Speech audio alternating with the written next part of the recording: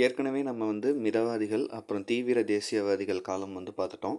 இப்ப அடுத்து நம்ம பார்க்க போறது வந்து பார்த்தீங்கன்னா, காந்தி காலம். அது ஏன் காந்தி காலம் அப்படின்னு வந்து சொல்றோம்னு பார்த்தீங்கன்னா, மிதவாதிகள் அதில நெறைய தலைவர்கள் இருக்காங்க. தேசியவாதிகள் நெறைய தலைவர்கள் இருந்தாங்க. அதன் பிறகு 1917 இந்த ரவுலட் சட்டம் காலகட்டத்துக்கு அப்புறம் வந்து பார்த்தீங்கன்னா, இந்த இந்திய தேசிய காங்கிரஸ் அமைப்புங்கிறது முழுக்க முழுக்க மகாத்மா காந்திய சார்ந்தே இருக்கும். அவர் எடுக்கக்கூடிய முடிவுகள், அவர் கொடுக்கக்கூடிய அறிக்கைகள் சார்ந்தே இது போறவாசிக்கு 1917லேருந்து நமக்கு சுதந்திரம் கிடைக்கப்பட்ட 1947 வரைக்கும் பார்த்தீங்கன்னா, இருக்கக்கூடிய காலத்த காந்தி காலம் அப்படின்னு வந்து அழைப்பாங்க. இதில வந்து இப்ப நம்ம என்ன பார்க்க போறோம்னா, காந்தி சார்ந்த தகவல்களையும், அதே சமயம் இந்த காலகட்டத்தில நடந்த முக்கிய போராட்டங்கள், முக்கிய அறிக்கைகள் எல்லாமே பார்க்க போறோம். முதல்ல வந்து பாருங்க, 1869ஆம் ஆண்டு தான் வந்து பார்த்தீங்கன்னா, அக்டோபர் 2 குஜராத்தில இருக்கக்கூடிய போர்பந்தர் அப்படிங்கிற பகுதியில தான் வந்து மகாத்மா காந்தி அவர்கள் வந்து பிறக்கிறார். சிறு வயதிலே அவர் பார்த்த ஒரு நாடகம், அதாவது ஹரிச்சந்திரன் நாடகத்தை பார்த்து அவர் உண்மை பேச வேண்டும் அப்படிங்கிறத உணர்ந்து, அவர் ஒரு சத்தியவானா இருக்கணும்னு அவர் முடிவெடுக்கிறாரு. இவர் வந்து பார்த்தீங்கன்னா, லண்டன்ல வந்து பாரிஸ்டர் பட்டம் வந்து பெற்றிருக்காரு 1891லயே. 1893ல இவர் வந்து தென்னாப்பிரிக்கா வந்து பயணம் செய்கிறார். அங்க வந்து நிறைய இனவெறிகளை இவர் வந்து எதிர்கொள்ள வேண்டிய கட்டாயத்துக்கு ஆட்படுறாரு. அங்க இருக்கக்கூடிய இன வேறுபாடுல நடக்கக்கூடிய விஷயங்கள் எல்லாத்தையுமே வந்து இவர் சிறு வயதிலேயே வந்து அத எதிர்கொள்றாரு. அதன் பிறகு வந்து பார்த்தீங்கன்னா, அவரு அங்க தென்னாப்பிரிக்காவுல இருக்கிற காலகட்டத்தில காந்தி வெளியிட்ட ஒரு நூல் ரொம்ப முக்கியமான ஒண்ணு. இது வந்து கொஷின்ல அடிக்கடி கேட்டிருக்காங்க. தென்னாப்பிரிக்காவுல இருக்கும்பொழுது மகாத்மா காந்தி அவர்கள் வெளியிட்ட நூல் எதுன்னு வந்து கேட்பாங்க. இந்தியன் ஒப்பீனியன் அப்படிங்கிற நூல் தான் வந்து அவர் தென்னாப்பிரிக்காவுல இருக்கும்பொழுது வெளியிட்ட நூல். அதன் பிறகு 1915ஆம் ஆண்டு தான் வந்து பார்த்தீங்கன்னா, அவர் இந்தியாவுக்கு வருகை தராரு. இந்தியாவுக்கு திரும்பி வராரு. மும்பையிலுக்கு அவர் வந்து வராரு. ஜனவரி 9ஆம் நாள். இவர் 1915க்கு வந்ததுக்கு அப்புறம் நடந்த முக்கிய போராட்டங்கள் அப்படின்னு வந்து பார்த்தீங்கன்னா, ஒரு 3 சத்தியாகிரகம் வந்து ரொம்பவே முக்கியமான போராட்டம். ஒண்ணு வந்து பார்த்தீங்கன்னா, சாம்ரான் சத்தியாகிரகம். இன்னொன்னு வந்து கேதா சத்தியாகிரகம். இன்னொன்னு அகமதாபாத் சத்தியாகிரகம். இந்த சாம்ரான் சத்தியாகிரகம் 1917ல நடைபெற்றுச்சு. பீகார்ல இருக்கக்கூடிய விவசாயிகளுக்கு ஆதரவா வந்து இந்த சத்தியாகிரகத்த வந்து மகாத்மா காந்தி அவர்கள் மேற்கொண்டாங்க. அப்புறம் இந்த கேதா சத்தியாகிரகம் வந்து குஜராத்ல இருக்கக்கூடிய விவசாயிகளுக்கு ஆதரவா 1918ல வந்து இவர் மேற்கொண்டாரு. அகமதாபாத் சத்தியாகிரகம் அகமதாபாத்ல இருக்கக்கூடிய இந்த டெக்ஸ்டைல் ஆலை தொழிற்சாலை இருக்குல்ல, அதில இருக்கக்கூடிய தொழிலாளிகளுக்கு ஆதரவா வந்து 1918கள்ல இந்த சத்தியாகிரகங்கள் இவர் வந்து தென்னாப்பிரிக்காவிலேருந்து வந்த சில ஆண்டுகள்ல இவர் நடத்திய முக்கிய போராட்டங்கள். இந்த காலகட்டத்தில தான் நம்ம ஏற்கனவே வந்து இந்த தேசியவாதிகள் அந்த இதில வந்து நம்ம பார்த்துருந்தோம். ரவுலட் சட்டம் வந்து இருக்கு. எப்பன்னா 1917 காலகட்டங்கள் இந்த ரவுலட் சட்டம் வந்து அதுக்கு வந்து ஒரு குழு அமைச்சு அவங்க இது பண்ணிக்கிட்டு இருந்தாங்க. ரவுலட் சட்டத்தை வந்து ஏற்படுத்தியிருக்காங்க. எப்பன்னா 1917 ஏப்ரல்ல. இத வந்து பார்த்தீங்கன்னா, ஒரு கருப்பு சட்டம் அப்படின்னு வந்து சொல்லுவாங்க. ஏன் இதன கருப்பு சட்டம் அப்படின்னு வந்து சொல்றாங்கன்னா, இப்போ போராட்டங்கள்லாம் நடக்குது. போராட்டங்கள்ல கலந்து கொள்றவங்கலாம் நெறைய பேர் இருக்காங்கன்னா, எந்த ஒரு விசாரணையுமே இல்லாம ஒருவரை கைது செய்யலாம் அப்படின்னு தான் வந்து பார்த்தீங்கன்னா, பிரிட்டிஷ் அரசாங்கத்தால் கொண்டு வரப்பட்ட சட்டம் தான் இந்த ரவுலட் சட்டம். ஏற்கனவே நம்ம பார்த்துருந்தோம். 1916 காலகட்டங்கள்ல இந்த தன்னாட்சி இயக்கம் வந்து அது சார்பா நெறைய போராட்டங்கள் புனேல நடக்குது, மகாராஷ்டிரால நடக்குது, மெட்ராஸ்ல, சான் பிரான்சிஸ்கோ போன்ற பகுதிகள்ல இந்த மாரி இதெல்லாம் நடந்துகிட்டு இருக்கு. அத அடக்கும் பொருட்டு வந்து இந்த ரவுலட் சட்டம் வந்து கொண்டு வரப்பட்டுச்சு. இதனை எதிர்த்து தான் ரவுலட் சத்தியாகிரகம் செய்றாங்க. எங்கன்னா, 1919ல 17ல வந்து ரவுலட் சட்டம் வருது. 1919ல இதனை எடுத்து ரவுலட் சத்தியாகிரகம் மேற்கொள்றார் மகாத்மா காந்தியடிகள். இது வந்து ரொம்ப தீவிரமா எங்க நடக்குதுன்னா, பஞ்சாப்ல இது ரொம்ப தீவிரமா நடக்குது. அதில வந்து என்ன நடக்குதுன்னா, 1919 ஏப்ரல் 13 அன்று பஞ்சாப்ல வந்து இருக்கக்கூடிய அமிர்தசரஸ் அப்படிங்கிற பகுதியில போராட்டம் நடக்கும்போது தான், அங்க வந்து ஜாலியன் வாலாபாக் படுகொலை நடைபெறுகிறது. இது ரொம்ப ரொம்ப ஒரு முக்கியமான ஒரு நிகழ்வு. சரிங்களா? இந்திய வரலாற்றில ரொம்ப முக்கியமான ஒரு நிகழ்வுனா தான் இந்த ஜாலியன் வாலாபாக் படுகொலை. ஈவு இரக்கமே இல்லாம பலர் வந்து சுட்டுக் கொல்லப்பட்டாங்க. இது நடந்த ஆண்டு வந்து கொஸ்டினா கேட்பாங்க. 1919ல நடக்குது. ஏப்ரல் 13ஆம் தேதி. இடம் எங்கன்னு கேட்டாங்கன்னா, பஞ்சாப்ல இருக்கக்கூடிய அமிர்தசரஸ். இதுக்கு ஆணையிட்டவர், இந்த படுகொலைக்கு ஆணையிட்டவர் யார் அப்படின்னு வந்து பார்த்தீங்கன்னா, ஜெனரல் டயர் அப்படிங்கிறவர் தான் இந்த படுகொலை நடக்க ஆணையிட்டவர். அதன் பிறகு இந்த படுகொலை சம்பந்தமாக விசாரணை குழு வந்து ஒன்று அமைக்கிறாங்க. இந்த படுகொலை சார்ந்து நடந்த நிகழ்வுகளை விசாரிக்கிறதுக்கு ஒரு விசாரணை குழு அமைக்கப்படுது. அந்த விசாரணை குழுவின் பெயர் என்னென்னா ஹண்டர் கமிட்டின்னு ஒரு குழு அமைக்கப்பட்டு இந்த ஜாலியன் வாலாபாக் படுகொலை பற்றி விசாரணை செய்யப்படுது.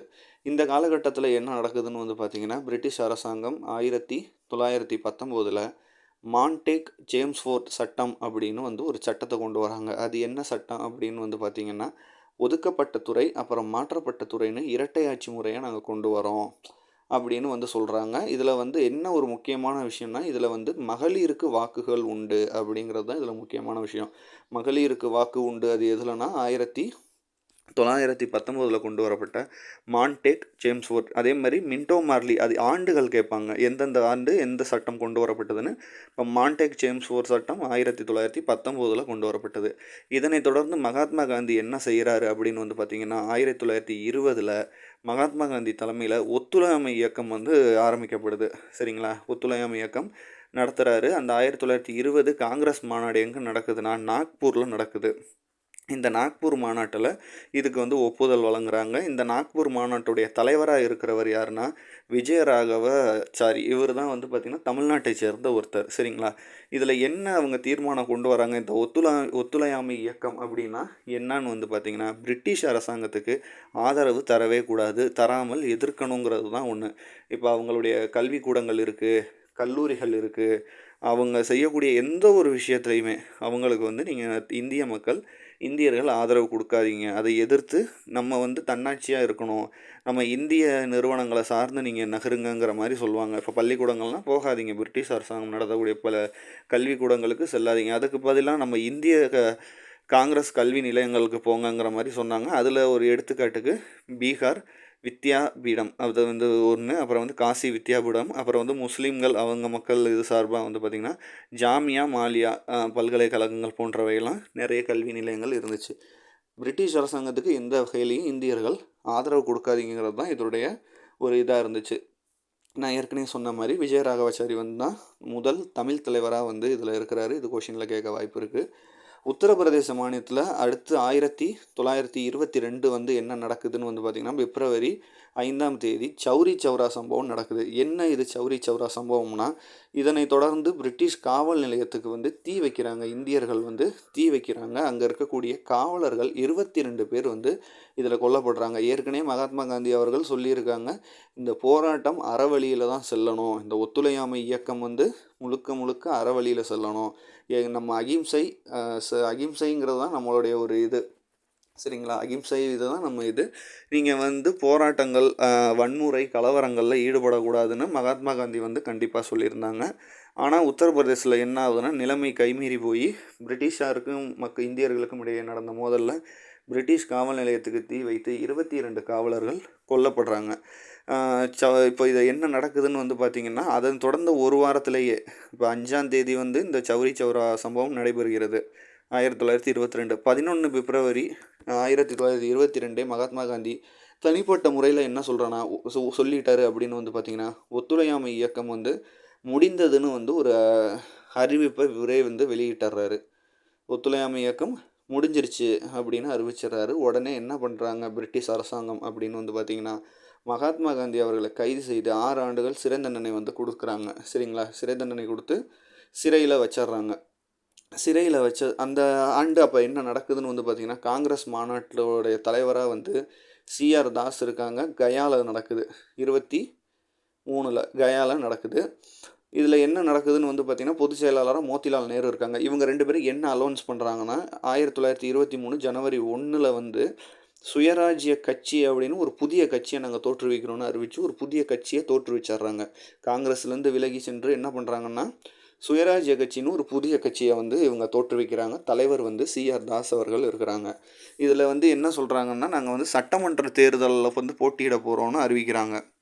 இதில் காந்திக்கு பெரிதும் உடன்பாடு இல்லைனாலும் 1923 நடந்த சட்டமன்ற தேர்தலில் வங்கம் பகுதிகளில் சிஆர் தாஸ் அவர்கள் போட்டியிடுறாங்க.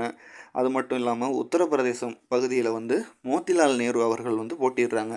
போட்டியிட்டது மட்டும் இல்லாமல் தேர்தலில் வந்து சட்டமன்ற தேர்தலில் 2 பேருமே வெற்றி அடைஞ்சிட்றாங்க. மகாத்மா காந்திக்கு சிறையில் பெருமகிழ்ச்சி.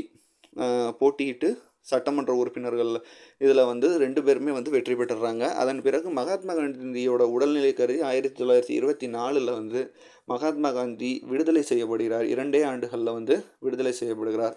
விடுதலை செய்யப்பட்ட பிறகு அதே ஆண்டு 1924 பெல்காம் மாநாட்டுடைய தலைவராக வந்து தேர்ந்தெடுக்கப்படுறாரு. மகாத்மா காந்தி காங்கிரஸில் இந்தியன் தேசிய காங்கிரஸில் தலைவராக இருந்த ஒரே மாநாடுன்னு வந்து பார்த்திங்கன்னா பெல்காம் மாநாடு தான். ஆண்டு வந்து கேட்பாங்க. ஆண்டு கேட்டாங்கன்னா 1924 ஒரே ஒரு வருஷம்தான் அவர் இருந்த மாநாடு பெல்காம் மாநாடு மகாத்மா காந்தி இருந்தது. அதன் பிறகு என்ன ஆகுதுன்னா அடுத்த ஆண்டே சிஆர் தாஸ் அவர்கள் தலைவராக இருந்த சிஆர் தாஸ் அவர்கள் வந்து சுயராஜ் கட்சியுடைய தலைவராக இருந்த சிஆர் தாஸ் அவர்கள் மரணம் அடைகிறாரு. மரணம் அடைந்த பின்பு என்ன நடக்குதுன்னா மீண்டும் காங்கிரஸும் சுயராஜ்ய கட்சியும் இணைகிறாங்க. பிரிஞ்சு சென்றவங்க மீண்டும் வந்து ஒற்றுமையாக இணைகிறாங்க. அடுத்து 25 இது ஒரு முக்கியமான மாநாடு. இந்த மாநாடு எங்கே நடக்குதுன்னு வந்து பார்த்திங்கன்னா கான்பூரில் நடக்குது 1925.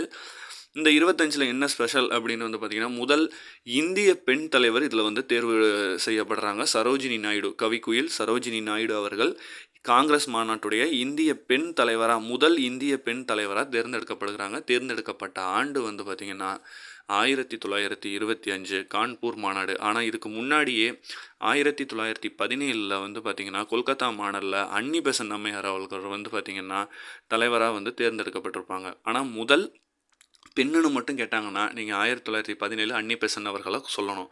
ஆனால் இந்திய பெண்ணுன்னு குறிப்பிட்டிருந்தாங்கன்னா நீங்கள் சரோஜினி நாயுடு அவர்களை தான் சொல்லணும். அதன் பிறகு 2 ஆண்டுகள் கழித்து இங்கிலாந்து வந்து பார்த்திங்கன்னா ஏற்படுத்தப்பட்டது தான் இந்த சைமன் குழுன்னு ஒன்று வந்து ஏற்படுத்துகிறாங்க 1927. இது எதுக்கு இந்த குழு அப்படின்னு வந்து பார்த்திங்கன்னா புதிய சட்டங்கள் பிரிட்டிஷ் அரசாங்கம் எப்போதுமே தங்களுடைய சட்டங்களை வந்து புதுப்பிச்சுட்டே இருப்பாங்க. 10 ஆண்டுகளுக்கு ஒருக்கா அவங்களுடைய சட்டங்களை புதுப்பிச்சுட்டே இருப்பாங்க. அதன் பொருட்டு ஒரு குழு அமைக்கிறாங்க. சைமன் குழு 7 பேர் கொண்ட குழு. இவங்களுடைய வேலையே புதிய சட்டங்களை வந்து உருவாக்கணும் அப்படின்னு சொல்லிட்டு உருவாக்குறாங்க. இப்போ 1927 இந்த குழு உருவாக்கப்படுகிறது. ஆனால் இந்தியாவுக்கு வருகை தந்தது 1928 தான். பம்பாய்க்கு வந்து வருகை தராங்க. அறிக்கை வந்து 2 ஆண்டுகள் கழித்து தான் வெளியிட்டாங்க. 30களில் வெளியிட்டாங்க. நாடு முழுக்க இந்த சைமன் குழுவுக்கு வந்து பலத்த எதிர்ப்பு வந்து தெரிவித்தாங்க. மிக பெரிய போராட்டங்கள்லாம் நடைபெற்றுச்சு. காரணம் இந்த சைமன் குழு வரதே வந்து பார்த்திங்கன்னா புதிய சட்டங்கள், அதாவது இந்தியர்களுக்கான சட்டங்களை உருவாக்குறதுக்கு தான் இந்த சைமன் குழுவே வருது. ஆனால் இந்தியர்களுக்காக உருவாக்கப்படக்கூடிய சட்டங்களை உருவாக்கக்கூடிய குழுவில் ஒரு இந்தியர் கூட இல்லையே, எங்களுக்கான சட்டத்தை நாங்களே எங்களை சார்ந்தவர்களே இல்லாமல் நீங்கள் உருவாக்குறீங்களேன்னு சொல்லிட்டு சைமன் குழுவுக்கு மிக கடுமையான எதிர்ப்பு வந்து நாடு முழுக்க வந்து வெடிச்சுது. இந்த போராட்டத்தில் தான் வந்து பார்த்திங்கன்னா டிஎஸ்பி சாண்டர்ஸ் நம்ம ஏற்கனவே பார்த்துருப்போம். தேசியவாதிகள் பார்க்கும்போது நான் சொல்லியிருந்தேன், லாலா லஜபதி ராயை வந்து தடியடியாலேயே வந்து அடித்து வந்து அவர் வந்து மரணத்தை ஏற்படுத்தினாங்க. உத்தரவிட்டவர் டிஎஸ்பி சாண்டர்ஸ். பின்பு அவர் படுகொலை செய்யப்பட்டார். அதெல்லாம் பார்த்தோம். இந்த போராட்டத்தின் போது தான் டிஎஸ்பி சாண்டர்ஸ் அவர்களின் உத்தரவின் பேர் தடியடியால் லாலா லஜபதி ராய் அவர்கள் 1928 மரணம் அடைகிறாரு.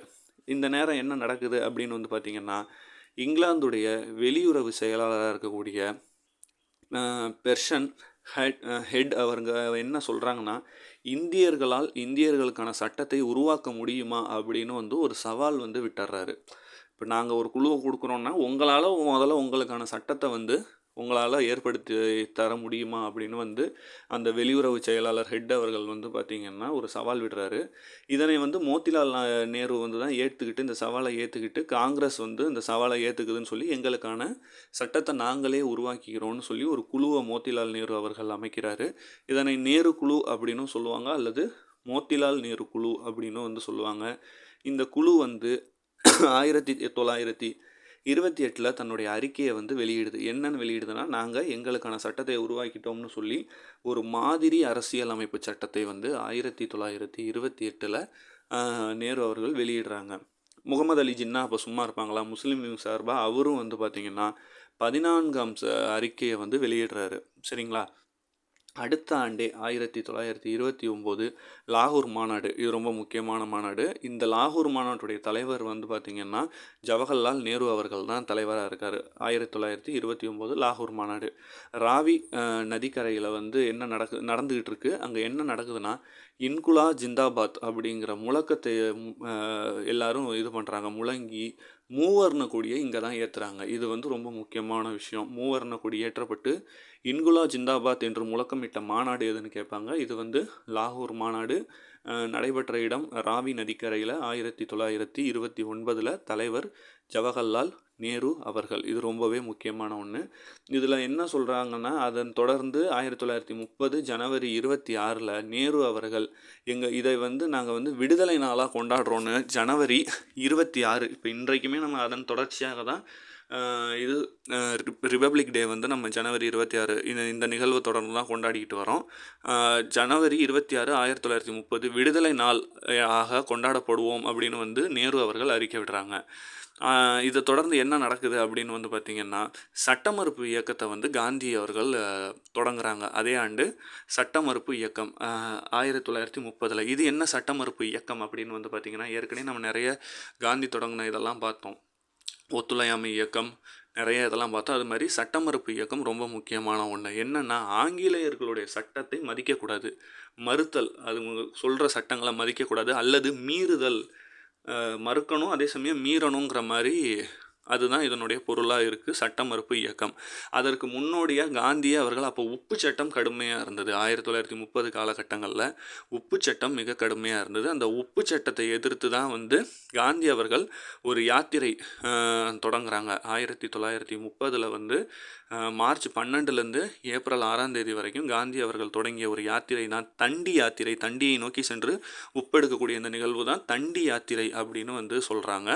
இதில் வந்து 79 பேர் வந்து கலந்து கொண்டாங்க. இதன் தொடர்ச்சியாக காந்தி அவர்கள் சிறைக்கு செல்ல நேரிடுது. காந்தி மட்டும் இல்லாமல் மிகப்பெரிய காங்கிரஸ் தலைவர்கள் எல்லாருமே வந்து சிறைக்கு செல்கிறாங்க. ஆனால் 1930 நான் ஏற்கனவே சொன்ன மாதிரி சைமன் குழு வந்து அவங்களோட அறிக்கையை வெளியிடுறாங்க. நாங்கள் வந்து சட்டங்களெல்லாம் தயார் பண்ணிட்டோம் அப்படின்னு சொல்லி அறிக்கையை வெளியிடுறாங்க. ஆனால் காங்கிரஸுடைய பெரிய தலைவர்கள் எல்லாம் வந்து பார்த்திங்கன்னா சிறையில் இருக்காங்க. எதனாலனா இந்த சட்ட மறுப்பு இயக்க போராட்டத்தினால. அறிக்கையை வந்து இப்போ நம்ம அறிக்கையை கொடுத்துட்டோம். சைமன் குழு வந்து சட்டங்களை கொடுத்துட்டு அறிக்கையை கொடுத்துருச்சு. அதை ஆய்வு செய்யும் பொருட்டு வந்து பார்த்திங்கன்னா லண்டனில் அதே ஆண்டு 1930 ஒரு வட்டமிசை மாநாடுக்கு ஏற்பாடு செய்கிறாங்க. இதை தான் முதலாவது வட்டமிசை மாநாடு. இதில் வந்து இந்தியர்களும் ஆங்கிலேயர்களும் அந்த சட்டம் ஓகேவா இல்லையா, என்னென்ன இருக்கணும் என்னென்ன இருக்கக்கூடாதுன்னு ஒரு இது பண்ணணும், ஒரு அறிக்கையை வந்து ஆய்வு செய்யணும்னு அந்த வட்டமிசை மாநாடு நடைபெறுது. இதில் இந்திய சார்பாக நிறைய பேர் வந்து கலந்துக்கிறாங்க இந்த மாநாட்டில். இந்து மகாசபா கலந்துக்குது, முஸ்லீம் லீக் கலந்துக்குது, சுதேச மன்னர்கள் கலந்துக்கிறாங்க இந்த மாநாட்டில். ஆனால் காங்கிரஸ் கட்சி இதில் கலந்துக்கலை. சரிங்களா, காங்கிரஸ் கலந்துக்கலை. காரணம், பெருந்தலைவர்கள் எல்லாருமே வந்து பார்த்திங்கன்னா சிறையில் இருக்காங்க. இந்த சட்ட மறுப்பு இயக்க போராட்டத்தில் கலந்துக்கிட்டது வாசிக்கு சிறையில் இருக்காங்க. காங்கிரஸ் கலந்துக்கலைங்கிற பட்சத்தில் என்ன ஆகுதுன்னா இந்த மாநாடே தோல்வி அடையுது. உடனே என்ன பண்ணுறாங்கன்னா 30 இந்த முதல் மாநாடு தோல்வி அடையுது. 31 அப்போ இருந்த வைஸ்ராய் எர்வின் பிரபு அவர்கள் காந்தியை சிறையிலேயே போய் சந்திக்கிறாரு. சிறையிலே சந்தித்து பேச்சுவார்த்தை நடத்துகிறாரு. இந்த சட்ட மறுப்பு போராட்டத்தில் கைது செய்யப்பட்ட எல்லா தலைவர்களையும் நாங்கள் வந்து விடுதலை செய்கிறோம், எல்லா தலைவர்களையும் நாங்கள் விடுதலை செய்கிறோம். ஆனால் நீங்கள் வந்து இந்த 2வது வட்டமிசை மாநாடுக்கும் நாங்கள் ஏற்பாடு பண்ணுறோம், நீங்கள் அதில் கலந்துக்கிட்டு இந்த சட்டங்களை குறித்து உங்களுடைய நிலைப்பாட்டை நீங்கள் சொல்லணும் அப்படின்னு வந்து எர்வின் அவர்கள் வந்து வலியுறுத்துகிறாரு. இவங்க 2 பேருக்குள்ளே ஏற்பட்ட ஒரு ஒப்பந்தம் தான் காந்தி எர்வின் ஒப்பந்தம் அப்படின்னு வந்து சொல்கிறாங்க. ஆனால் இதுலேயுமே நிறைய சர்ச்சைகள் ஆகுது. எல்லா தலைவர்களையும் கைது செஞ்ச எல்லா தலைவர்களையும் விடுதலை செய்யும்போது பகத்சிங் அவர்களை விடுதலை செய்யாதது ஒரு சர்ச்சையாக ஏற்படுது. 1931 கராச்சி மாநாட்டுடைய தலைவராக, அடுத்த ஆண்டே கராச்சி மாநாட்டுடைய தலைவராக வந்து வல்லபாய் பட்டேல் அவர்கள் இருக்காங்க. காங்கிரஸ் சார்பாக காந்தி அவர்கள் 1931 2ஆம் வட்டமிசை மாநாட்டில் போய் கலந்துக்கிட்டு என்ன சொல்கிறாங்க, ஏது நமக்கு வந்து தன்னாட்சியை இதை தராங்களா, இந்தியாவுக்கு சுதந்திரத்தை பற்றி பேசுகிறாங்களா, இல்லை நம்மளை தனித்து இயங்க சொல்கிறாங்களா, இல்லை கூட்டாட்சி முறையை பற்றி பேசுகிறாங்களா, இதெல்லாம் பேசுவாங்களாங்கிற ஒரு எதிர்பார்ப்பில் அவர் போய் கலந்துக்கிறாரு.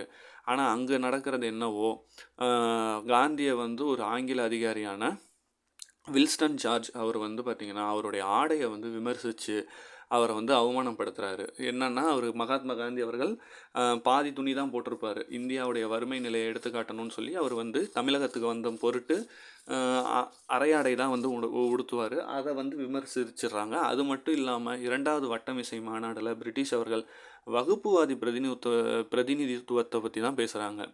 சரிங்களா? வகுப்பு வாரி பிரதிநிதித்துவம் அந்த ரிசர்வேஷனை பற்றி தான் பேசுகிறாங்க.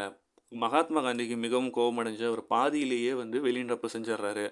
மீண்டும் நாங்கள் வந்து சட்ட மறுப்பு இயக்கத்தை தொடங்குகிறோம் அப்படின்னு சொல்லி அறிவிச்சிடுறாரு. அதனால என்ன ஆகுதுன்னா, திரும்பவும் மகாத்மா காந்தியை கைது செஞ்சு புனேல இருக்கக்கூடிய எர்வாடா சிறையில் வந்து அடைச்சிட்றாங்க. சரிங்களா? அதன் பிறகு அதே ஆண்டு 1932 ஆகஸ்ட் 16ஆம் தேதி இங்கிலாந்து பிரதமர் ராம்சே மெக் டொனால்ட் அவர்கள் வந்து பார்த்திங்கன்னா, வகுப்பு வாரி கொடை நாங்கள் தரோம், தாழ்த்தப்பட்ட மக்கள் அவங்களுக்கெல்லாம் வந்து பார்த்திங்கன்னா நாங்கள் இடஒதுக்கீடு தரோம், அந்த இதில் வந்து நாங்கள் இடஒதுக்கீடு தரோம், வந்து 148 இடஒதுக்கீடு வந்து நாங்கள் தரோம் அப்படின்னு வந்து ஒரு அறிக்கையை விடுறாரு. இதனை எதிர்த்து வந்து அதே ஆண்டு 1932 புனேல இருக்கக்கூடிய சிறையிலேயே வந்து மகாத்மா காந்தி சாகு வரைக்கும் உண்ணாவிரதம் இருக்கார். காரணம் என்னன்னு வந்து பார்த்திங்கன்னா, ஏற்கனவே இந்தியர்களை ஹிந்து முஸ்லீம்னு இந்த டிவைட் அண்ட் ரூல் பாலிசியை வச்சு பிரிட்டிஷ் வந்து பிரித்து நம்மளை வச்சுருக்கு, இந்தியர்களை பிரித்து வச்சுருக்கு. அதனுடைய தொடர்ச்சியாக தான் இப்போ வந்து பார்த்திங்கன்னா தாழ்த்தப்பட்ட மக்கள்னு சொல்லிட்டு இன்னமும் மக்களை வந்து பிரிக்க பார்க்குதுன்னு காந்தி அவர்கள் சாகும் வரை உண்ணாவிரதம் இருக்கார். மகாத்மா காந்தி சிறையில் போய் அம்பேத்கர் சந்தித்து என்ன சொல்கிறாருன்னா, மக்களுக்கு தாழ்த்தப்பட்ட மக்களுக்கு அவங்க வந்து பிரதிநிதித்துவம் தரேன்னு சொல்கிறாங்க, இதையே நீங்கள் எதிர்த்து உண்ணாவிரதம் செய்கிறீங்கன்னு அம்பேத்கர் அவர்கள் காந்தியை போய் சந்திக்கிறாங்க. இதில் வந்து தான் இவங்களுக்குள்ள ஒரு உடன்படிக்கை ஏற்படுது. உடன்படிக்கை கையெழுத்து பண்ணுறாங்க. நான் உண்ணாவிரதத்தை கைவிடுறேன். எதுக்குன்னா, இவர் சொல்கிற விளக்கம், இன்றைக்கி நீங்கள் வந்து நாங்கள் வந்து உங்களுக்கு வந்து நீங்கள் வந்து பிரிட்டிஷ் கொடுக்கக்கூடிய சலுகை ஏற்றுக்காதீங்க, நம்ம சுதந்திரம் பெற்ற பிறகு இதே பிரதிநிதித்துவத்தை நாங்கள் தரோம், வகுப்பு வாரி பிரதிநிதித்துவத்தை நான் தரேன்னு மகாத்மா காந்தி அவர்கள் அம்பேத்கர் அவர்கள்ட்ட வந்து பார்த்திங்கன்னா ஒரு உடன்படிக்கை ஏற்படுறாங்க. அதனால் உண்ணாவிரதமும் கைவிடப்படுது. தாழ்த்தப்பட்ட மக்களுக்கான அந்த வகுப்பு வாரி வந்து பார்த்திங்கன்னா வகுப்பு வாரி பிரதிநிதித்துவம் ஏற்றுக்கவில்லை. சரிங்களா? உடனே என்ன பண்ணுறாங்கன்னா, அடுத்த ஆண்டே 3வது வட்டவிசை மாநாடும் ஏற்படுத்துகிறாங்க. இதுலேயும் மீண்டும் வந்து பார்த்திங்கன்னா இந்து மகாசபா, முஸ்லீம் லீக், சுதேசி மன்னர்கள் கலந்துக்கிறாங்க. ஆனால் காங்கிரஸ் கலந்துக்கவில்லை. உடனே என்ன பண்ணுறாங்க, அடுத்த ஆண்டு 1933 பிரிட்டிஷ் அரசு சட்டங்களை தயார் செஞ்சு ஒரு வெள்ளை அறிக்கை விடுறாங்க. இவங்க கலந்துக்கலனாலும் சைமன் குழு கொடுத்த அறிக்கையின்படி சட்டங்களை நாங்கள் வெளியிட போகிறோன்னு சொல்லி 1935 இந்திய அரசு சட்டத்தை வந்து வெளியிடுறாங்க. சரிங்களா? இந்திய அரசு சட்டத்தை வந்து வெளியிடுறது பிரிட்டிஷ் அரசு. இதில் என்னென்ன முக்கிய கூறுகள் இருக்குதுன்னு வந்து பார்த்திங்கன்னா, மத்தியில் கூட்டாட்சி. சரிங்களா? மத்தியில் கூட்டாட்சி யாரெல்லாம் சேர்ந்து கூட்டாட்சி செய்யலாம் அப்படின்னு வந்து பார்த்திங்கன்னா, ஆங்கிலேயர்கள், சுதேச மன்னர்கள், மாகாணங்களுக்கான பிரதிநிதிகள், இவங்கெல்லாம் சேர்ந்து மத்தியில் கூட்டாட்சி. அதுவும் இல்லாமல் மத்தியில் இரட்டையாட்சி முறை, 2 பேர் வந்து ரூல் பண்ணலாம் அப்படிங்கிற இதை கொண்டு வராங்க. மாகாணங்களுக்கு நாங்கள் வந்து அமைச்சரவை வந்து அமைக்கிறோம், கூட்டாட்சி நீதிமன்றங்கள் வந்து அமைக்கப்படும் அப்படின்னு வந்து சொல்கிறாங்க. கூட்டாட்சி வங்கிகள், இது ரொம்ப முக்கியம். ஆர்பிஐ எங்கே தோற்றமடையுதுன்னா இதுலேருந்து தான், இந்திய அரசு சட்டத்துலேருந்து தான் வருது. செயல்பாட்டுக்கு வந்தது என்னவோ 1935 தான், ஆனால் சட்டம் கொண்டு வரப்பட்டது 1934. அப்புறம் அதிகார பகிர்வு தரோம், செப்பரேஷன் ஆஃப் பவர் உங்களுக்கு தரோம், வகுப்பு வாரி இடஒதுக்கீடு தரோம், கூட்டாட்சி தேர்வாணையம் யூபிஎஸ்சி இதெல்லாம் கொண்டு வரோன்னு வந்து இந்த சட்டங்களெல்லாம் வந்து பிரிட்டிஷ் அரசாங்கம் 1935 வெளியிடுது. நேரு அவர்கள் இதை விமர்சிக்கிறாரு. விமர்சித்து என்ன சொல்கிறாருன்னா, இதனை வந்து ஒரு அடிமை சாசனம், இந்த நீங்கள் வெளியிட்ட இந்திய அரசு சட்டம் 1935ங்கிறது ஒரு அடிமை சாசனம் அப்படின்னு கடுமையான விமர்சனத்தை நேரு அவர்கள் வைக்கிறாங்க. அதனை தொடர்ந்து 1937 நடைபெற்ற தேர்தலில் மீண்டும் காங்கிரஸ் வந்து போட்டியிடுது. காங்கிரஸ் போட்டியிடுது. தனித்தே 7 மாகாணத்துலேயும் கூட்டாட்சி முறையில் ஒரு மாகாணத்துலேயும் வந்து வெற்றி பெற்று ஆட்சி அமைக்கிறாங்க. ஆனால் 1937 39 2 ஆண்டுகள் மட்டும்தான் ஆட்சி அமைக்கிறாங்க. அதன் பிறகு ஆட்சி கலைக்கப்படுது. அது எதனாலன்னு நானும் சொல்கிறேன். இந்த காலத்தை பிரிட்டிஷும் காங்கிரஸும் இணைந்து ஆட்சி செய்த இந்த காலத்தை வந்து பார்த்திங்கன்னா தேன் நிலவு காலம் அப்படின்னு வந்து சொல்கிறாங்க. 37 39 வரைக்கும் தான் இந்த ஆட்சி நடக்குது. எதனாலன்னு வந்து பார்த்திங்கன்னா, இந்த 2 ஆண்டுகள் முதல்ல இந்த ஆட்சியில் என்னென்ன செஞ்சாங்க, பின்பு ஏன் இது கலைக்கப்பட்டதுன்னு நான் சொல்கிறேன். இந்த 2 ஆண்டுகள் ஆட்சியில் வந்து பார்த்திங்கன்னா, பிரிட்டிஷ் அரசாங்கத்துடைய கல்வி முறையான மெக்காலே கல்வி முறைக்கு மாற்றாக நம்ம வந்து பார்த்திங்கன்னா ஒரு தொழில் கல்வி முறையை கொண்டு வரணும்னு சொல்லிட்டு வாரதா அப்படிங்கிற தொழில் கல்வி முறையை வந்து இந்த ஆட்சி காலத்தில் கொண்டு வந்தாங்க. இதற்காக ஒரு பாடத்திட்ட குழுவை உருவாக்குனாங்க. அந்த குழுவின் தலைவர் வந்து பார்த்திங்கன்னா ஜாகிர் ஹுசைன் பாடத்திட்ட குழுன்னு வந்து உருவாக்குறாங்க. 1938 நடந்த ஹரிபுரா மாநாட்டுடைய தலைவராக வந்து சுபாஷ் சந்திர போஸ் அவர்கள் வந்து தேர்வு செய்யப்படுறாங்க. சரிங்களா, சுபாஷ் சந்திர போஸ் தேர்வு செய்யப்படுறாங்க. அந்த ஆண்டு என்ன நடக்குதுன்னா, தேசிய திட்டக்குழு நேஷ்னல் பிளானிங் கமிட்டி வந்து உருவாக்குறாங்க. இதனுடைய தலைவராக வந்து நேரு அவர்கள் இருக்காங்க. இந்த அடுத்த ஆண்டு அந்த காலகட்டத்தில் என்ன நடந்துகிட்டுனா, உலகப்போர் நடந்துகிட்ருக்கு. உலகப்போர் 1939 வந்து 2ஆம் உலகப்போர் காலகட்டத்தில் இங்கிலாந்துக்கும் ஜெர்மனிக்கும் கடுமையான போர் சூழல் நடந்துக்கிட்டு இருக்கு.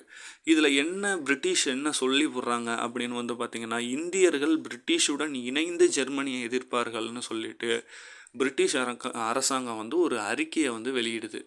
இதை வந்து காங்கிரஸ் கடுமையாக எதிர்க்குது. என்ன நம்ம ஒன்றா சேர்ந்து இங்கே ஆட்சி செஞ்சுக்கிட்டு இருக்கோம், ஆனால் நம்மள்கிட்ட ஒரு வார்த்தை கூட சொல்லாமல் நம்ம போய் நம்ம ஜெர்மன் மக்களை எதிர்ப்போம் அப்படின்னு இப்படி பிரிட்டிஷ் அரசாங்கம் சொல்லிடுச்சுன்னு சொல்லிட்டு என்ன பண்ணுறாங்கன்னா, இதனை காரணமாக கொண்டு 1939 ஆட்சியிலேருந்து வந்து பார்த்திங்கன்னா காங்கிரஸ் வந்து விலகல் செஞ்சிட்றாங்க. இதனால தான் 2 வருஷத்தோட விலகல் செஞ்சிட்றாங்க. அவங்க விலகல் செஞ்ச நாளை வந்து டிசம்பர் 22 விடுதலை நாள், அதாவது டே ஆஃப் டெலிவரன்ஸ்னு ஜின்னா அவர்கள் கொண்டாடினார். இது ரொம்ப முக்கியம். டே ஆஃப் டெலிவரன்ஸ் என்று ஜின்னா கூறிய நாள் எதுன்னு வந்து பார்த்திங்கன்னா டிசம்பர் 22, 1939. அதே 1939 திரிபுரா மாநாட்டுக்கு தலைவராக வந்து சுபாஷ் சந்திர போஸ் போட்டியிட்டு வெற்றி பெற்ற தலைவராகிறாரு. ஆனால் அவரை எதிர்த்து போட்டியிட்டது பட்டாபி சீதாராமையா. இவர் வந்து காந்திக்கு ரொம்ப நெருக்கமான ஒருவர். ஆனால் இவர் தோல்வி அடைஞ்ச உடனே என்ன காந்தி அறிக்கையை வெளியிடுறாருன்னு வந்து பார்த்திங்கன்னா, பட்டாபியின் தோல்வி எனது தோல்வி அப்படின்னு வந்து காந்தி வந்து கூறிடுறாரு. ஏன்னா இவங்கெல்லாம் வந்து ஒரு மிதவாதிகள் அந்த மாதிரி இதில் இருக்கும். அகிம்சையிலேயே இவங்களுடைய பாதைகள் இருக்கும். இதனை தொடர்ந்து என்ன பண்ணிடுறாருன்னா, போஸ் அவர்கள் அவராகவே வந்து பதவியை வந்து விலகல் செஞ்சிடறாரு. பதவியிலேருந்து விலகிக்கிறாரு. 1939 சுபாஷ் சந்திர போஸ் அவர்கள் வந்து ஃபார்வர்டு பிளாக் கட்சின்னு வந்து ஒரு அமைப்பை வந்து தோற்றுவிக்கிறாரு. ஃபார்வர்ட் பிளாக் அமைப்பு 1940 என்ன ஆகுதுன்னா, லாகூர் மாநாட்டில் தனிநாடு கோரிக்கையை வந்து முகமது அலி ஜின்னா அவர்கள் முன்வைக்கிறாரு. முஸ்லீம்களுக்கு தனிநாடு வேணும் அப்படின்னு சொல்லி 1940 லாகூர் மாநாட்டில் தனிநாடு கோரிக்கையை முகமது அலி ஜின்னா முன்வைக்கிறாரு. அப்போதைக்கு இருக்கக்கூடிய வைஸ்ராய் 1940 இருந்த வைஸ்ராய் வந்து லின்லிந்த் கோ அவர்கள் வந்து பார்த்திங்கன்னா ஆகஸ்ட் அறிக்கையை வெளியிடுறாரு. இதில் என்ன இருக்குது இந்த ஆகஸ்ட் அறிக்கையில், ஆகஸ்ட் மாதம் வெளியிட்ட ஆகஸ்ட் அறிக்கையில் என்ன இருக்குதுன்னு வந்து பார்த்திங்கன்னா, டொமினியன் ஸ்டேட்டஸ் இந்தியாவுக்கு நாங்கள் வழங்குகிறோம், சிறப்பு அந்தஸ்து வழங்குகிறோம், உங்களுக்கான அரசியலமைப்பு நிர்ணய சபையை நாங்கள் ஏற்படுத்தி கொடுக்குறோம், கான்ஸ்டியூஷனல் அசம்பிளியை நாங்கள் ஏற்படுத்தி கொடுக்குறோம், வைஸ்ராய் கவுன்சிலை இன்னும் விரிவாக்கம் செய்கிறோம், அது இல்லாமல் மைனாரிட்டி பீப்புளுக்கு வீட்டோ பவர், அதாவது ரத்து அதிகாரம் வந்து நாங்கள் கொடுக்குறோன்னு இத்தனை விஷயங்களை அவங்க அந்த ஆகஸ்ட் ஆஃபரில் சொல்கிறாங்க. இதனை காந்தி வந்து மறுக்கிறாரு. மறுத்து மீண்டும் வந்து தனிநபர் சத்தியாகிரகம் 1940 ஆகஸ்ட் ஆஃபர் வருது. அதனை எதிர்த்து தனிநபர் சத்தியாகிரகத்தை வந்து இவர் தொடங்குறாரு 1940. இந்த 40களில் அந்த தனிநபர் சத்தியாகிரகத்தில் போராட்டத்தில் கலந்து கொண்டு கைதானதில் 4 முக்கியமான ஆட்கள். வினோபா பாவே இவருடைய முக்கியமான ஒருத்தவங்க காந்திக்கு. அது மட்டும் இல்லாமல் ஜவஹர்லால் நேரு, சுபாஷ் சந்திர போஸ், வல்லபாய் பட்டேல். என்னதான் சுபாஷ் சந்திர போஸ் பிரிந்து சென்றிருந்தாலும் காந்தி மீது மிகப்பெரிய அன்பு கொண்ட ஒருவர் சுபாஷ் சந்திர போஸ். 4 பேரும் கைது செய்யப்படுறாங்க.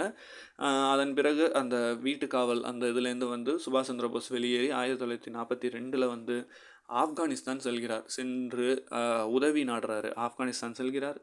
பின்பு வந்து ஜெர்மனில் போய் ஹிட்லரை சந்திக்கிறாங்க. ஹிட்லர் ஆரம்பத்தில் உதவுறேன்னு சொன்னாலும் பின்பு மறுக்கிறார். அதன் பிறகு ஜப்பான் போகிறாரு. ஜப்பான் வந்து நீங்கள் யோசிக்கலாம், ஜப்பான் பிரிட்டிஷ்க்கு அகைன்ஸ்டாக சண்டை போடுறவங்களாச்சே. ஆனால் பிரிட்டிஷ்க்கு அகைன்ஸ்டாக சண்டை போட்ட இந்திய வீரர்கள், அதாவது மன்னிக்கணும், ஜப்பானுக்கு அகைன்ஸ்டாக சண்டை போட்ட பிரிட்டிஷ் சார்பாக இருந்த இந்தியர்கள் நிறைய பேர் அங்கே கைது செய்யப்பட்டிருந்தாங்க. அவங்களெல்லாம் ஒன்று திரட்டி ஒரு ஆர்மி கிரியேட் பண்ணணும்னு சொல்லிட்டு ராஜ் பிகாரி கோஷ் மற்றும் கேப்டன் சிங் அவர்களுடைய அழைப்பிதன் பேரில் சுபாஷ் சந்திர போஸ் அவர்கள் ஜப்பான் செல்கிறார். ஜப்பான் சென்று அங்கே கைதாகியுள்ள இந்திய வீரர்களை கொண்டு ஒரு படையை திரட்டிட்டு சிங்கப்பூர் வராரு. சிங்கப்பூரில் இருக்கக்கூடிய பியூரர் பார்க் வந்து வருகிறார். அங்கு வந்து இந்தியன் நேஷ்னல் ஆர்மி, அதாவது இந்திய தேசிய இராணுவம் அல்லது இந்திய தேசிய இராணுவ படையை வந்து கட்டமைக்கிறாரு. இந்த கட்டமைப்புக்குள்ளே வந்து பார்த்திங்கன்னா காந்தி படைன்னு ஒரு படைப்பிரிவு இருக்குது, நேரு படைப்பிரிவு இருக்குது, சுபாஷ் சந்திர போஸ் படைப்பிரிவுன்னு இருக்குது, மகளிர் படைப்பிரிவுக்கு ஜான்சி ராணி படைப்பிரிவுன்னு ஒரு படைப்பிரிவையும் உண்டாக்கியிருந்தார். சுபாஷ் சந்திர போஸ் அவர்கள் அங்கே வந்து முழக்கமிடுறாரு, டெல்லி சலோ. இது ரொம்ப முக்கியமான ஒன்று. டெல்லி சலோ, ஜெய்ஹிந்த், அப்புறம் வந்து இரத்தத்தை தாருங்கள், சுதந்திரத்தை தருகிறேன் போன்ற முழக்கங்களை முன்வைக்கிறார். இதெல்லாம் வந்து ஒரு முக்கியமான கொஷின். இதெல்லாம் வந்து கொஷினாக கேட்பாங்க. அதனைத் தொடர்ந்து என்ன நடக்குதுன்னு வந்து பார்த்திங்கன்னா 1945 சுபாஷ் சந்திர போஸ் தன்னுடைய படைகளோட வருகிறார். எங்கே வருகிறார்னா கிழக்கு பகுதி வங்காளம் கிழக்கு பகுதியில் இருந்து இந்தியாவுக்குள்ளே போகணும்னு சொல்லிட்டு சுபாஷ் சந்திர போஸ் தன்னுடைய படைகளோடு வருகிறார். கடுமையான மழை, மேலும் ஆங்கிலேயர்களால் அவங்க வந்து சுற்றி வளைக்கப்பட்டு கைது செய்யப்படுகிறாங்க. அந்த கைது செய்யப்பட்ட இடத்துல தலைமை தளபதிகளாக இருக்கக்கூடிய தில்வான், அப்புறம் வந்து ஷெர்கல், அப்புறம் வந்து ஷனவாஸ் போன்ற தலைவர்கள்லாம் வந்து தலைமை தளபதிகள் எல்லாருமே கைது செய்யப்படுகிறாங்க. சுபாஷ் சந்திர போஸ் அங்கேருந்து தப்பிச்சு அவர் வந்து பார்த்திங்கன்னா சீனாவில் இருக்கக்கூடிய தாய்வானுக்கு வந்து செல்கிறார். தாய்வான் வழியாக வந்து ஜப்பான் செல்ல முயற்சிக்கிறார். ஆனால் இடையிலேயே மணிலா பகுதியில் வந்து விபத்தில் வந்து பார்த்திங்கன்னா அவர் இறந்து விட்டதாக தகவல் கிடைக்கிது. ஆனால் அதுலேயுமே நிறைய வந்து பார்த்திங்கன்னா சர்ச்சைகள் இருக்குது. அவருடைய மரணத்தில் மிகப்பெரிய சர்ச்சைகள் இருக்குது. நேதாஜி அப்படிங்கிற அந்த வார்த்தைக்கான பொருள் என்னன்னு வந்து பார்த்திங்கன்னா தன்னிகரற்ற தலைவர் அல்லது தலைமை தலைவர் அல்லது தலைமை தளபதினுமே அதற்கு வந்து பொருள் இருக்குது. இது வந்து டிஎன்பிஎஸ்சியில் கேட்டிருக்காங்க. அதனைத் தொடர்ந்து அதற்கு முன்பு இதெல்லாம் நடக்கிறது 1945 சுபாஷ் சந்திர போஸோடைய பாதைகளில். ஒரு 4 ஆண்டுகள் அப்படியே பின்னாடி போய் பார்த்திங்கன்னா 1941 காந்தி வந்து தன்னுடைய அரசியல் வாரிசாக நேருவை வந்து ஆனால் அறிவிச்சிடுறாரு. இவர் என்னென்ன சொல்கிறாருன்னா ஹீஸ் அ கிறிஸ்டல் அப்படின்னு வந்து நேருவை சொல்கிறாரு. இந்தியாஸ் இன் சேஃப் ஹேண்ட்ஸ், நான் வந்து ஒரு நம்பிக்கையான ஆள்கிட்ட இந்தியா ஒப்படைக்கப்பட்டிருக்குங்கிற மாதிரியெல்லாம் காந்தி அவர்கள் நேருவை பெருமிதப்படுத்துகிறாரு. ஜப்பான் படைகள் அந்த நேரம் என்ன ஆகுதுன்னா ஜப்பான் படைகள் வந்து வருகை கொடுக்குது, இந்தியாவுக்கு வருது. பர்மா பகுதியில் மொத்தம் ஆதிக்கம் செலுத்திக்கிட்டு இருக்காங்க ஜப்பான். அடுத்து இந்தியாவுக்கு வரதா அவங்களுடைய படைகள் வரத்துக்கு தயாராக இருக்குது. பிரிட்டிஷ் அரசாங்கம் வந்து என்ன செய்யறதுனே ஒன்றுமே புரியாமல் என்ன பண்ணுதுன்னா கிரிப்ஸ் தூதுக்குழுன்னு ஒரு குழுவை வந்து இந்தியாவுக்கு அனுப்பி வைக்கிது. இந்த தூதுக்குழு வந்த உடனே என்ன அறிக்கை கொடுக்குறாங்கன்னா இந்தியர்கள் எங்களுக்கு சப்போர்ட் பண்ணுங்கள், போரில் இந்தியர்கள் எங்களுக்கு சப்போர்ட் பண்ணுங்கள், இந்த போரின் முடிந்த பின்பு நாங்கள் வந்து கண்டிப்பாக உங்களுக்கு வந்து டொமினியன் ஸ்டேட்டஸ் தரோம், அரசியலமைப்பு இது தரோம், சபை தரோம், ஒற்றுமையாக இருங்க, இல்லை தனித்து செல்கிறவங்க செல்லலாம். முகமது அலி ஜின்னாவுக்கும் இதில் இன்டைரக்டாக வந்து ஒரு இது வைக்கிறாங்க, ஒற்றுமையாக இல்லைனா தனித்து செல்கிறவங்களும் செல்லலான்னு ஒரு அறிக்கையை விடுறாங்க. காந்தி இதனை வந்து பின்தேதி இட்ட காசோலை, the post dated cheque of solvent bank அப்படின்னு சொல்கிறாங்க. போர் நடந்துருச்சுன்னா உன் அரசாங்கமே இருக்காது, அதன் பிறகு நீ கொடுத்த வாக்கு எங்கே இருக்குங்கிற மாதிரி காந்தி நினைக்கிறார். அவங்க உள்ளே வந்துட்டாங்கன்னா இந்தியாவை ஆட்சி செய்யக்கூடிய பிரிட்டிஷ் அரசாங்கமே நீயே இருக்க மாட்ட, நீ இல்லாமல் போயிட்டீங்கன்னா நீ கொடுத்த வாக்கு எங்களுக்கு என்ன எப்படி பயன்படுங்கிற மாதிரி காந்தி இதனை விமர்சிக்கிறாரு. 1942 ஆகஸ்ட் 8 பம்பாய் தீர்மானம் மூலமாக வெள்ளையனே வெளியேறு இயக்கத்தை வந்து தொடங்குறாங்க.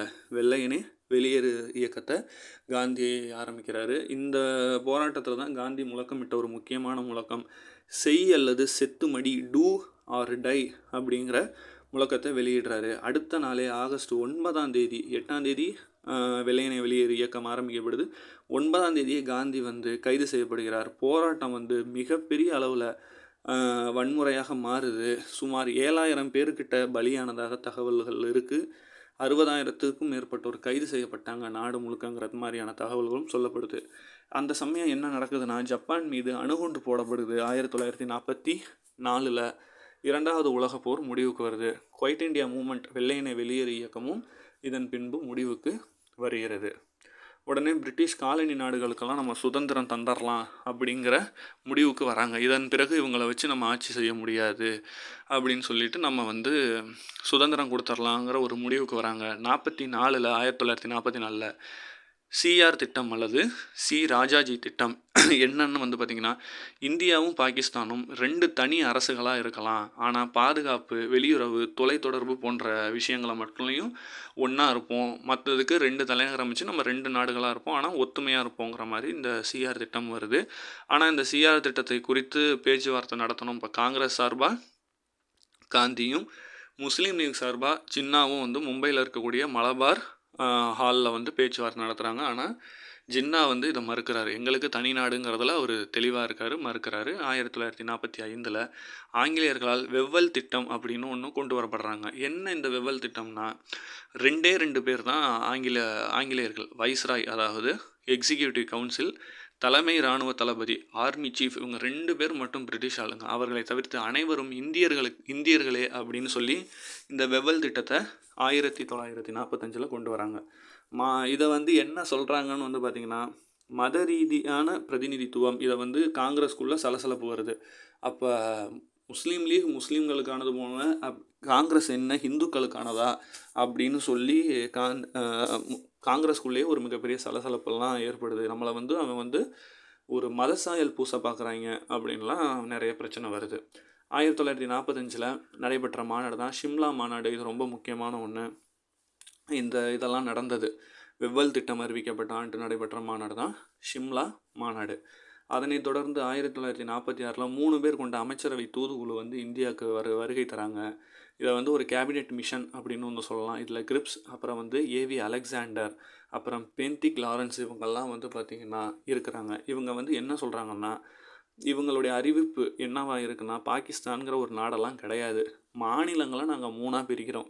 ஏபிசின்னு ஒரு 3 கேட்டகரியாக மாநிலங்களை பிரிக்கிறோம். முஸ்லீம்கள் அதிகம் இருக்கும் பகுதி, இந்துக்கள் அதிகம் இருக்கும் பகுதி, இருவரும் சமமாக இருக்க பகுதின்னு சொல்லிட்டு நாங்கள் பிரிச்சிட்றோம். அரசியலமைப்பு நிர்ணய சபையை ஏற்படுத்துகிறோம், சட்டசபை முறையை வந்து தேர்தல் நடத்துகிறோன்னு சொல்லி இவங்க இப்படி ஒரு அறிக்கையை வெளியிடுறாங்க. இந்த தேர்தலில் போட்டியிடுறாங்க. காங்கிரஸ் போட்டியிட்டு 205 இடங்களும், முஸ்லீம் லீக் 73 இடங்கள்லையும் வெற்றி பெறுறாங்க. ஜவஹர்லால் நேரு அவர்கள் பிரதமராக தேர்ந்தெடுக்கப்படுறாங்க.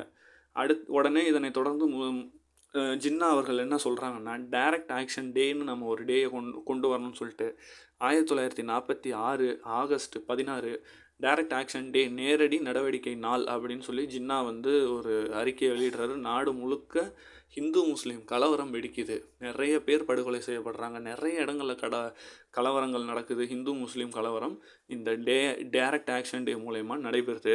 இதனை தொடர்ந்து என்ன ஆகுதுன்னா, செப்டம்பர் 2 1946 செப்டம்பர் 2 காங்கிரஸ் மற்றும் முஸ்லீம் லீக் ராஜினாமா செஞ்சிட்றாங்க. அவங்க ஜெயிச்சிட்றாங்க. இருந்துமே இவ்வளோ பெரிய கலவரம் வெடித்தோடனே 2 பேருமே வந்து ராஜினாமா செய்கிறாங்க. ராஜினாமை தொடர்ந்து 1947 இந்தியாவிற்கு வந்து நாங்கள் 48க்குள் விடுதலை தரோன்னு அட்லி அவர்கள் பிப்ரவரி 20 ஒரு அறிக்கையை விடுறாங்க. 48க்குள்ளே நாங்கள் இந்தியாவுக்கு சுதந்திரம் தந்துடுறோம், அதற்காக எல்லை பிரிப்பெல்லாம் நாங்கள் பண்ணணும்னு சொல்லிட்டு மவுண்ட் பேட்டன் பிரபுன்னு ஒருத்தர் வருகை தராருன்னு ஒரு அறிக்கையை விடுறாங்க. அவர் ஜூன் 3 திட்டம், ஜூன் 3 1947 ஜூன் 3 திட்டம்னு சொல்லுவாங்க, அல்லது இந்திய பிரிவினை திட்டம்னு வந்து சொல்லுவாங்க. என்ன சொல்கிறாங்கன்னா, இந்திய யூனியனை இந்தியா மற்றும் பாகிஸ்தான் 2ஆக பிரிச்சுருவோம். ஏன்னா கலவரங்கள் நிறைய வெடிக்கிற காரணமாக இந்தியா மற்றும் பாகிஸ்தான் 2 நாடுகளாக பிரிக்க திட்டமிடுவோம். இதுக்காக வந்து ராண்ட் கிளிஃப் அப்படிங்கிறவர் தலைமையில் எல்லை பிரிக்கப்படுது. இதில் என்ன சொல்கிறாங்கன்னா, பாகிஸ்தான் பகுதிகள் மேற்கு பஞ்சாப், சிந்து, பலுகிஸ்தான், வட எல்லைகள் அதெல்லாம் வந்து பார்த்திங்கன்னா வடமேற்கு எல்லை மாகாணங்கள் எல்லாத்தையும் பாகிஸ்தான் பகுதிக்கும், கிழக்கு பாகிஸ்தானுக்கு வந்து கிழக்கு வங்காளம், அசாமில் சில பகுதிகள்லாம் கிழக்கு பாகிஸ்தானுக்கும் வந்து இவங்க எல்லை பிரிப்பை ஏற்படுத்துகிறாங்க. இதனை தொடர்ந்து 1947 ஜூலை 18 இந்திய விடுதலை சட்டத்தை வந்து ஏற்றுக்கொள்ளப்படுகிறது. இது ரொம்ப முக்கியமான ஒன்று. இந்திய விடுதலை சட்டம் ஏற்றுக்கொள்ளப்பட்ட தினம் வந்து ஜூலை 18 1947. சுதேச அரசுகளுக்கு ஒரு அறிவிப்பு விடுறாங்க, நீங்கள் தனித்தோ அல்லது இந்தியாவோடனோ அல்லது பாகிஸ்தானோடோ செல்லலாம்னு சொல்லி நிறைய எல்லா சுதேச அரசுகளுக்கும் அறிவிப்பு செல்லுது. இந்தியாவோட 552 சுதேச அரசுகள் இருந்துக்கணும்னு விருப்பப்படுறாங்க. பாகிஸ்தானோட 14 சுதேச அரசுகள் செல்லணும்னு விருப்பப்படுறாங்க. அதிகமான சுதேச அரசுகள் இந்தியாவோட சேர்றதுக்கு முக்கியமான காரணமாக உதவி செஞ்சவர் வந்து சர்தார் வல்லபாய் பட்டேல் அவர்கள். இதனால தான் இவரை வந்து அயன்மேன் ஆஃப் இந்தியா அப்படின்னு வந்து சொல்கிறாங்க. அயன்மேன்னா நமக்கு வேறு எங்கேயோ மைண்டு போகும், ஆனால் அயன்மேன்னா பட்டேல் அவர்கள் தான். இதனைத் தொடர்ந்து 1947 ஆகஸ்ட் 14 முதல்ல வந்து பாகிஸ்தானுக்கு சுதந்திரம் வழங்கப்படுது. அதனைத் தொடர்ந்து ஆகஸ்ட் 15 இந்தியாவுக்கு சுதந்திரம் வழங்குறாங்க. அதன் அடுத்த ஆண்டே சுதந்திரம் வாங்கி அடுத்த ஆண்டே வந்து பார்த்திங்கன்னா 1948 ஜனவரி 30 மகாத்மா காந்தி அவர்கள் படுகொலை செய்யப்படுறாங்க. இப்போ இவ்வளோ நேரம் நீங்கள் பார்த்தது எல்லாம் தான் வந்து இந்திய தேசிய காங்கிரஸ் இயக்கத்தில் ஏற்கனவே மிதவாதிகள், தேசியவாதிகள் பார்த்துட்டோம். இந்த காந்தி காலத்துலேருந்து அவ்வளோ கொஷின்ஸ் கேட்பாங்க. நீங்கள் பார்த்த எல்லாமே ரொம்ப இம்பார்ட்டண்டான டாபிக் தான், சரிங்களா? ஸோ காந்தி காலம் பார்த்துட்டோம். அடுத்த டாபிக் வந்து இதோ அடுத்து பார்த்துருவோம்.